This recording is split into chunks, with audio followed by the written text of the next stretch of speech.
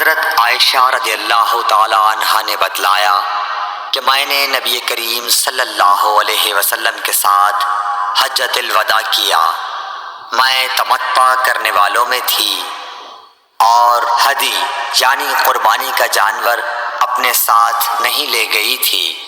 حضرت عائشہ رضی اللہ تعالی عنہا نے اپنے متعلق بتایا کہ پھر وہ حائضہ ہو گئیں اور عرفہ کی رات آ گئی اور ابھی تک وہ پاک نہیں ہوئی تھیں، اس لیے انہوں نے رسول اللہ صلی اللہ علیہ وسلم سے کہا کہ حضور آج عرفہ کی رات ہے اور میں عمرے کی نیت کر چکی تھی۔ رسول اللہ صلی اللہ علیہ وسلم نے فرمایا کہ اپنے سر کو کھول ڈال اور کنگھا کر اور عمرے کو چھوڑ دے۔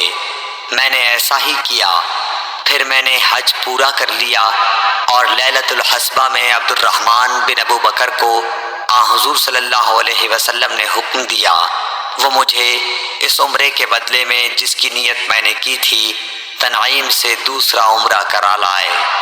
صحیح بخاری حدیث نمبر 316۔ حضرت عائشہ رضی اللہ تعالی عنہا نے فرمایا، ہم ذی الحجہ کا چاند دیکھتے ہی نکلے۔ رسول کریم صلی اللہ علیہ وسلم نے فرمایا کہ جس کا دل چاہے تو اسے عمرے کا احرام باندھ لینا چاہیے، کیونکہ اگر میں ہدی ساتھ نہ لاتا تو میں بھی عمرے کا احرام باندھتا۔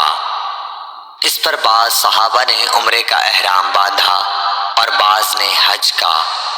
میں بھی ان لوگوں میں سے تھی جنہوں نے عمرے کا احرام باندھا تھا، مگر عرفہ کا دن آ گیا اور میں حیض کی حالت میں تھی۔ میں نے نبی کریم صلی اللہ علیہ وسلم سے اس کے متعلق شکایت کی تو آپ نے فرمایا کہ عمرہ چھوڑ اور اپنا سر کھول اور کنگھا کر اور حج کا احرام باندھ لے۔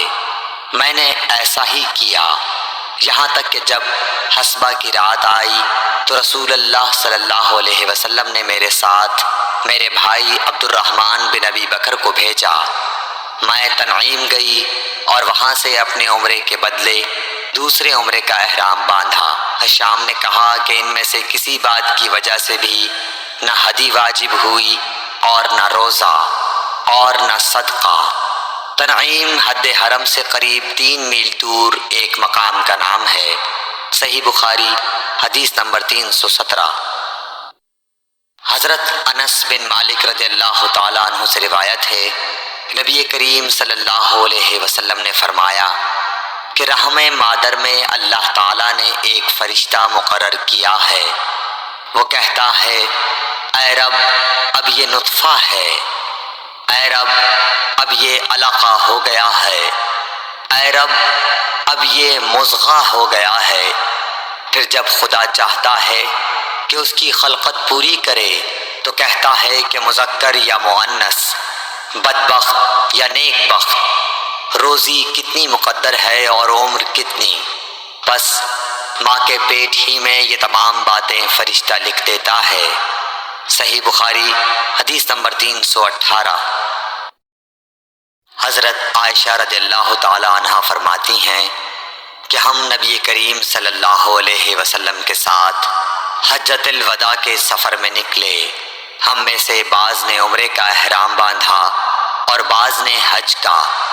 پھر ہم مکہ آئے اور حضرت صلی اللہ علیہ وسلم نے فرمایا کہ جس نے عمرے کا احرام باندھا ہو اور ہدی ساتھ نہ لایا ہو تو وہ حلال ہو جائے، اور جس نے عمرے کا احرام باندھا ہو اور وہ ہدی بھی ساتھ لایا ہو تو وہ ہدی کی قربانی سے پہلے حلال نہ ہوگا، اور جس نے حج کا احرام باندھا ہو تو اسے حج پورا کرنا چاہیے۔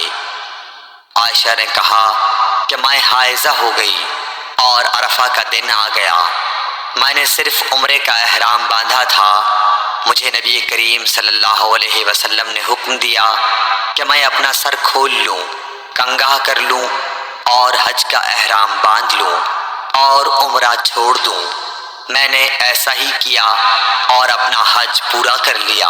پھر میرے ساتھ حضرت صلی اللہ علیہ وسلم نے عبد الرحمن بن ابی بکر کو بھیجا اور مجھ سے فرمایا کہ میں اپنے چھوٹے ہوئے عمرے کے عوض تنعیم سے دوسرا عمرہ کر لوں۔ صحیح بخاری حدیث نمبر 319۔ عبداللہ بن محمد مسندی نے بیان کیا، کہا ہم سے سفیان بن عینیہ نے ہشام بن عروہ سے، وہ اپنے باپ سے، وہ حضرت عائشہ رضی اللہ تعالی عنہا سے کہ فاطمہ بنت ابی حبیش کو استحاضہ کا خون آیا کرتا تھا، تو انہوں نے نبی کریم صلی اللہ علیہ وسلم سے اس کے متعلق پوچھا۔ آپ نے فرمایا کہ یہ رگ کا خون ہے اور حیض نہیں ہے، اس لیے جب حیض کے دن آئیں تو نماز چھوڑ دیا کر، اور جب حیض کے دن گزر جائیں تو غسل کر کے نماز پڑھ لیا کر۔ صحیح بخاری حدیث نمبر 320۔ معاذہ بنت عبداللہ نے کہا کہ ایک عورت نے عائشہ رضی اللہ تعالی عنہا سے پوچھا کہ جس زمانے میں ہم پاک رہتے ہیں حیض سے، کیا ہمارے لیے اسی زمانے کی نماز کافی ہے؟ اس پر عائشہ رضی اللہ تعالی عنہا نے فرمایا کہ کیا تم حروریہ ہو؟ ہم نبی کریم صلی اللہ علیہ وسلم کے زمانے میں حائضہ ہوتی تھیں اور آپ ہمیں نماز کا حکم نہیں دیتے تھے، یا حضرت عائشہ رضی اللہ تعالی عنہا نے یہ فرمایا کہ ہم نماز نہیں پڑھتی تھیں۔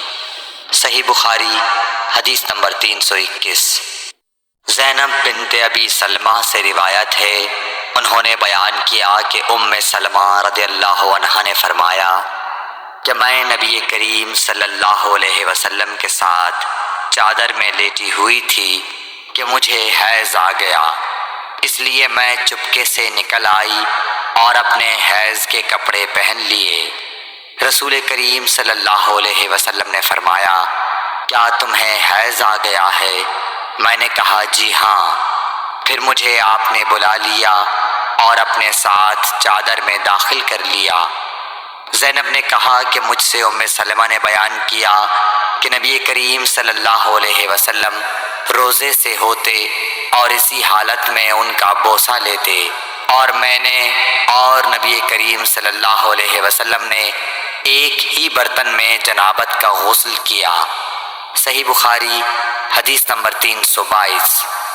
زینب بنت ابی سلمہ سے روایت ہے کہ ام سلمہ نے بتلایا کہ میں نبی کریم صلی اللہ علیہ وسلم کے ساتھ ایک چادر میں لیٹی ہوئی تھی کہ مجھے حیض آ گیا۔ میں چپکے سے چلی گئی اور حیض کے کپڑے بدل لیے۔ آپ نے پوچھا، کیا تجھ کو حیض آ گیا ہے؟ میں نے کہا جی ہاں۔ پھر مجھے آپ نے بلا لیا اور میں آپ کے ساتھ چادر میں لیٹ گئی۔ صحیح بخاری حدیث نمبر 323۔